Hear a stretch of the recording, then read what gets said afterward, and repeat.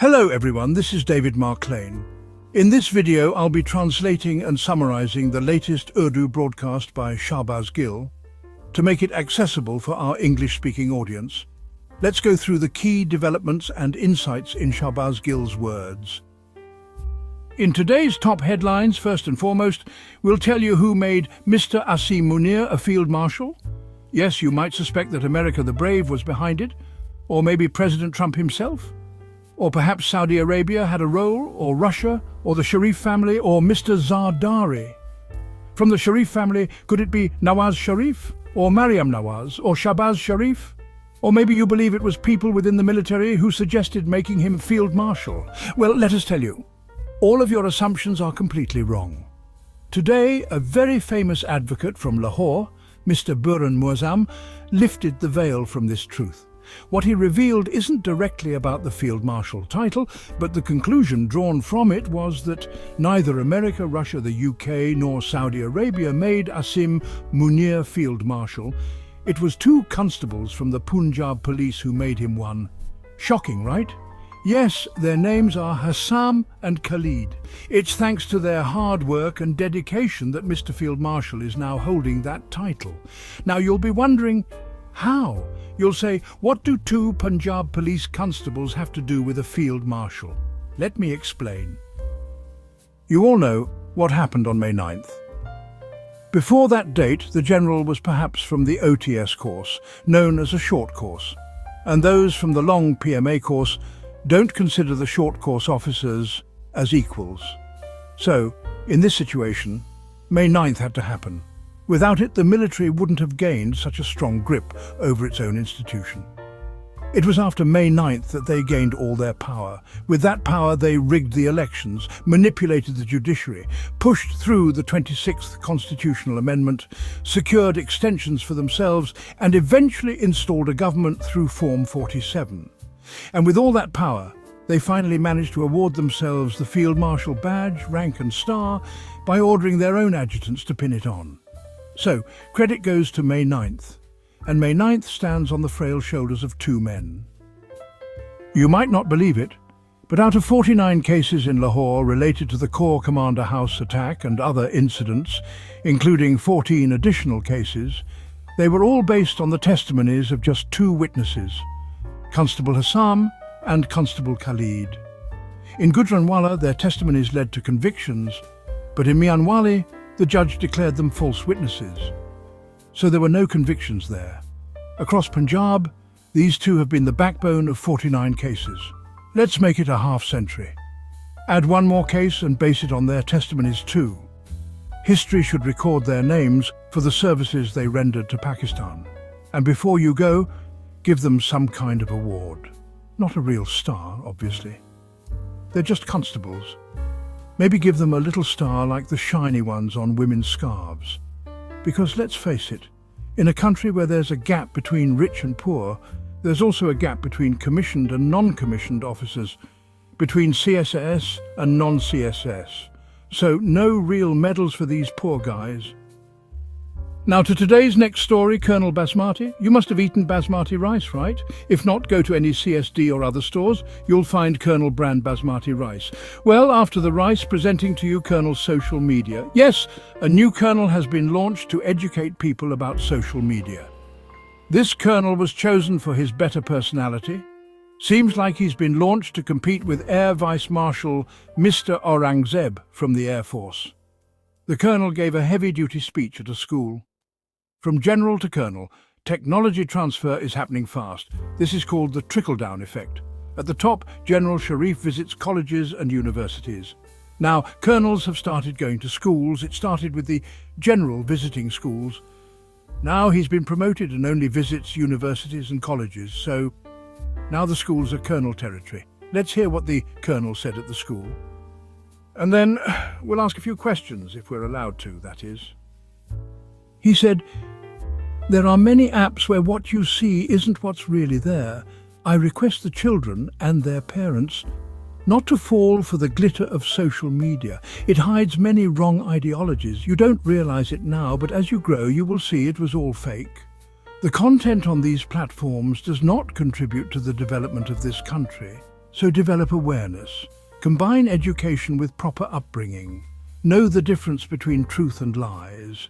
Be ready to sacrifice for the truth. So now you've heard it. Social media is evil. It's dangerous. It can destroy your child's upbringing. It can undo your parenting, like how yogurt won't set if it gets cold. But now I'm confused. Is the Colonel telling the truth, or is DGISPR telling the truth? Just a few days ago, the media and all political parties were congratulating each other and all Pakistanis on the way the narrative war was fought on social media. Just a few days ago, Twitter had just been reopened after being blocked. So it's hard to understand. What happened in these 4 days that the whole jungle turned green again? We don't quite understand what Colonel Sahib is doing or saying. Obviously, Colonel Sahib is in uniform, and this lecture is not being given at a military academy. It's being given at a school. So clearly, this new narrative must have come with the approval of the military or ISPR, Inter-Services Public Relations. Otherwise, it wouldn't have happened. So what task is DG ISPR now working on? We reflected a bit and decided to ask, what's really going on here? In times of war, the military praised social media. Was that praise a lie, or is this current statement a lie? You used to call it satanic media and spoke of a time of digital terrorism. Is that coming back? Are you planning to coin that term again? Does social media lie, or does it simply say truths you don't want said? Does social media lie when it reports that Fatima Jinnah was accused of horrible things by Field Marshal Ayub Khan? That Pakistan's first dictator, Field Marshal Ayub Khan, imposed the first martial law, dismissed the government and declared himself Field Marshal? Does it lie when it reveals how Fatima Jinnah's patriotism, character and integrity were attacked? That she was called an agent of RAW, MI6 and others? Does it lie when it tells us Sheikh Mujib won the election and deserved to govern, but was denied that right by Yahya Khan? That Operation Searchlight was launched and massacres occurred in Bangladesh of Muslims, of Pakistanis at that time? Does social media lie when it discusses the Hamudur Rahman Commission report and says Yahya Khan broke Pakistan? Then came Zia-ul-Haq, who hanged Bhutto. The same Bhutto who once cooperated with generals to break the country. He was loved, like Shahbaz Sharif today, but later hanged when he was no longer useful. Was that a lie?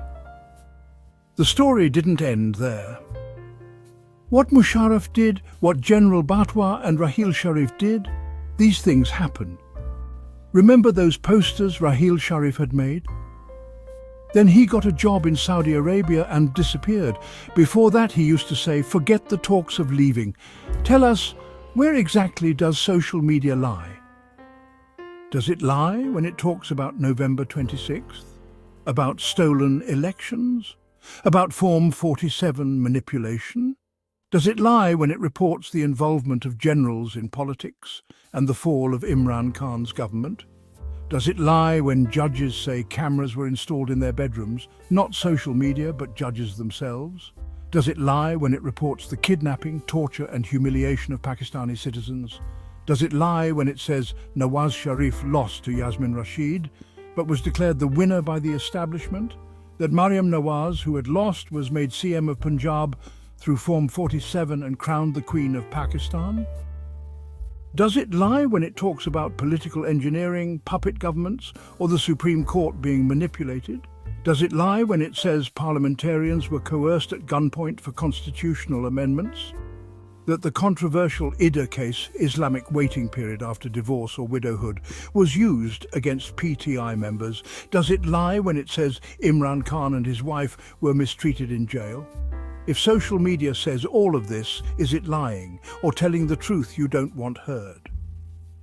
Now, Colonel Sahib, after Colonel Basmati, we have Colonel Social Media, who is now giving lectures on TikTok, warning against the evils of social media and urging parents to protect their children's moral upbringing.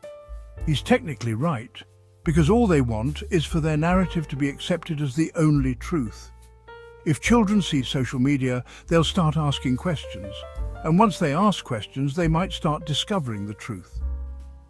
Moving on to the next story, Justice Aminuddin is reportedly going on Hajj. My only suggestion, please wear a helmet, sir.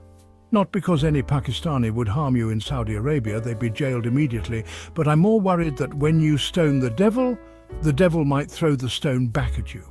Because with the kind of decisions you've made, even the devil might consider you his elder. The dirt you've contributed to in the Supreme Court, God protect us. Your name means trustworthy in religion, and maybe your parents had good intentions, but your performance has destroyed that name. People say only God can judge the afterlife, but that's not entirely true. Yazid's judgment was made in this world.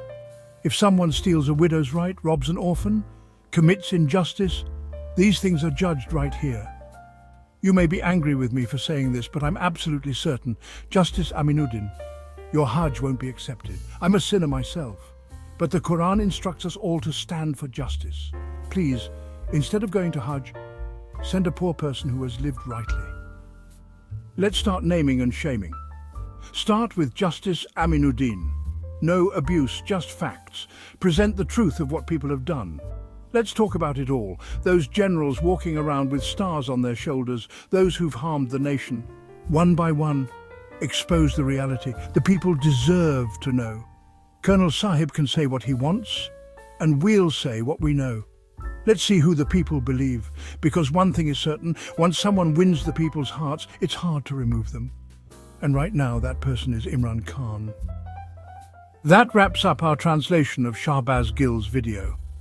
I hope this English version helped you understand his message better. Please like, share and subscribe to Awami Lens to help our community grow. Don't forget to leave a comment below and let me know what you thought of this effort.